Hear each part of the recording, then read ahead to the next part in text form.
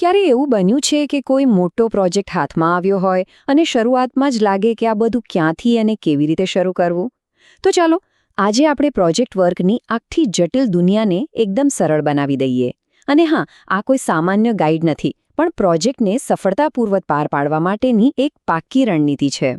આ જ તો મોટો સવાલ છે, ખરું ને, કે એક જટિલ દેખાતા કામને એક સરળ અને સફળ સફરમાં કેવી રીતે ફેરવી શકાય. ઘણા વિદ્યાર્થીઓ અને શિક્ષકો પણ આ બાબતે મૂંઝવણ અનુભવતા હોય છે. તો ચાલો આજે આ પડકારને એક તકમાં ફેરવીએ અને આખી પ્રક્રિયાના દરેક પાસાને ઊંડાણપૂર્વક સમજીએ. આપણી આખી સફર આ 5 મેઇન સ્ટેપ્સમાંથી પસાર થશે.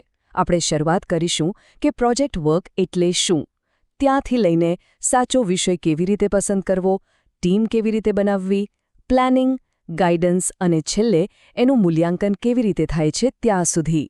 દરેક સ્ટેપ બહુ જ જરૂરી છે. તો ચાલો શરૂ કરીએ. કોઈ પણ મોટી ઇમારત બનાવતા પહેલાં એનો પાયો સમજવો બહુ જરૂરી છે, બરાબર? બસ એવી જ રીતે પ્રોજેક્ટ શરૂ કરતા પહેલાં આપણે એ સમજવું પડશે કે આ પ્રોજેક્ટ વર્ક ખરેખર છે શું અને એ શિક્ષણની દુનિયામાં આટલું મહત્વનું કેમ ગણાય છે.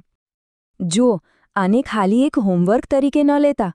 પ્રોજેક્ટ વર્ક એટલે એક એવી એક્ટિવિટી જેમાં સ્ટુડન્ટ ખુદ ડ્રાઈવર સીટ પર હોય છે.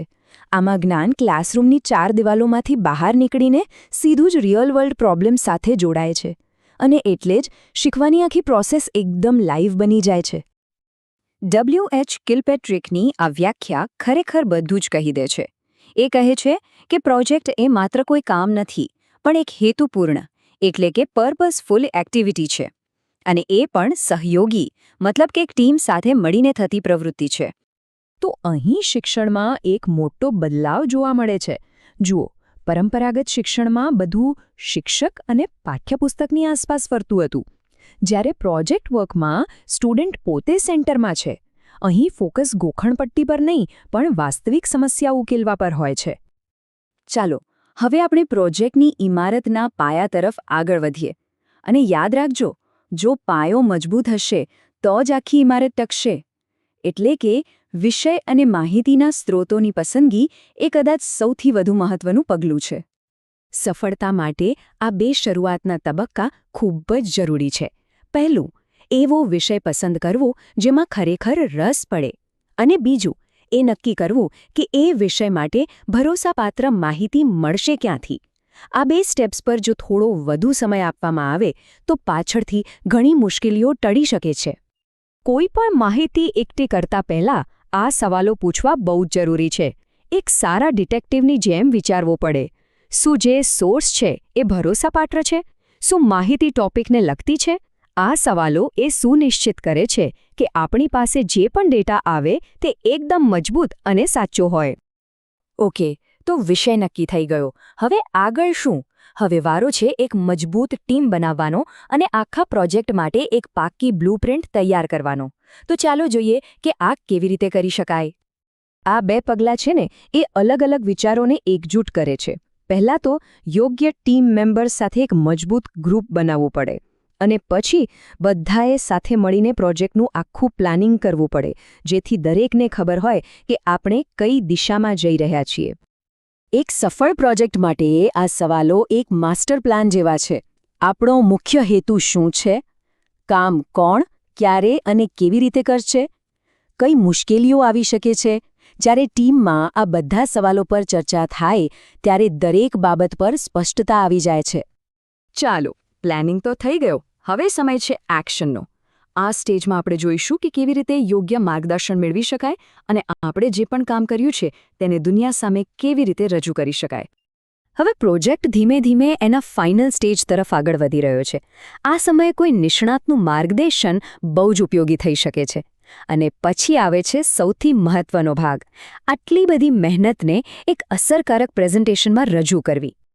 અહીં એક બહુ જ રસપ્રદ વાત છે, શિક્ષકની ભૂમિકા વિશે. પ્રોજેક્ટ વર્કમાં શિક્ષક કોઈ બોસ કે ડાયરેક્ટર નથી, પણ એક ગાઈડ છે, એક ફેસિલિટેટર છે.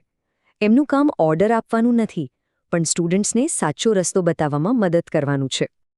એક શાનદાર પ્રેઝન્ટેશન માટે આ ચેકલિસ્ટ કોઈ સિક્રેટ રેસિપીથી ઓછું નથી. આ મુદ્દાઓ પર વિચાર કરવાથી રજૂઆત માત્ર માહિતી આપનારી નહીં પણ યાદગાર પણ બનશે. એ આપણને સ્પષ્ટ, સંક્ષિપ્ત અને પ્રભાવશાળી બનવામાં મદદ કરે છે. અને હવે આપણે આ સફરના અંતિમ પડાવ પર પહોંચી ગયા છીએ, મૂલ્યાંકન. પણ યાદ રાખજો, આ માત્ર માર્ક્સ મેળવવા માટે નથી. આ સમય છે પાછળ વળીને જોવાનો, આપણે શું શીખ્યા એ સમજવાનો અને આખી પ્રક્રિયાના અનુભવને માપવાનો. પ્રોજેક્ટનું મૂલ્યાંકન છે ને એ ખૂબ જ સર્વગ્રાહી હોય છે. એમાં માત્ર ફાઇનલ રિઝલ્ટ નથી જોવાતું, પણ આખી જર્નીને માપવામાં આવે છે. તમારી મહેનત, તમારી ક્રિએટિવિટી, ટીમ સાથેનો તાલમેલ, આ બધી જ બાબતો એટલી જ મહત્વની છે.